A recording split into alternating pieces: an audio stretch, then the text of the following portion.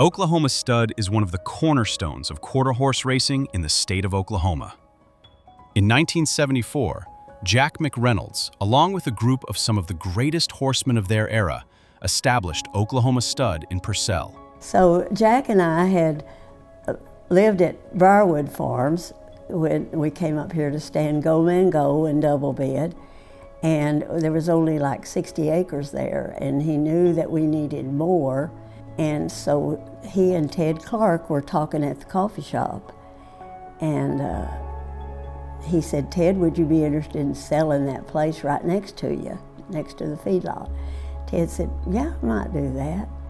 So they talked a little bit, and they decided on a price and shook hands. And then the other partners came in. We had 13 limited partners.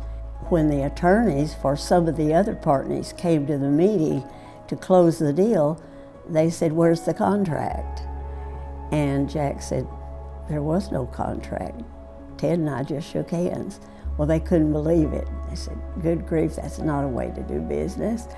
The building of the farm was amazing because Jack had worked mares under all circumstances. We had been at the 4-6s, and he had run the breeding program there, and we came from there to Oklahoma. It was kind of a new concept. He patterned it after a lot of really old farms in Kentucky that he thought were workable and beautiful. Jack always said that if a man thought enough of his mare to breed to a good horse, he wanted her to have a good place to stay while she was there. Of course, then we didn't have transporting semen. We just had breeding on the farm, and they brought their mares to us. The thing about it is Oklahoma is the center of the United States, so it was appealing to people from all over the country to be able to bring their mares there to one place. So Randy was always telling stories about Oklahoma Stud, and she even told me her grandpa was the Marlboro Man at one time. So I just was very fascinated with all of the Oklahoma Stud history. And as it would turn out, about 10 years later, I would get the opportunity to work for Oklahoma Stud under the management of Milt Alderman.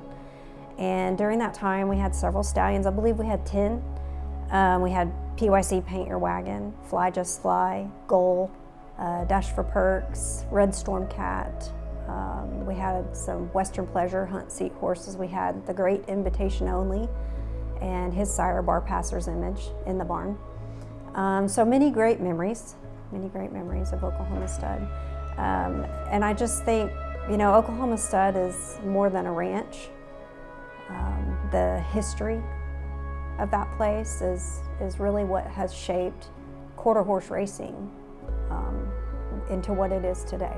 Parimutuel racing at the time was something that everybody was lobbying towards and trying to get passed in the state.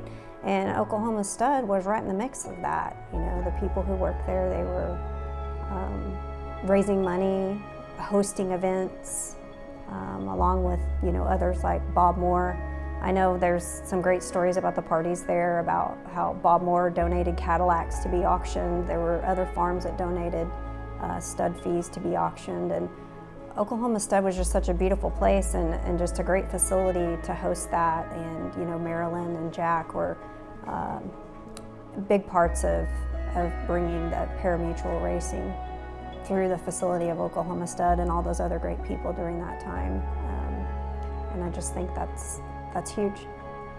It worked very well, and we are very grateful to have been a part of it. And the fact that it still works as a breeding farm after 50 years, is that possible? It's amazing to me, and I think it's a tribute to Jack and his vision and what he saw as a good way to do things for the safety of the mares, the stallions, and the people that worked there. So it was a good thing. It worked well.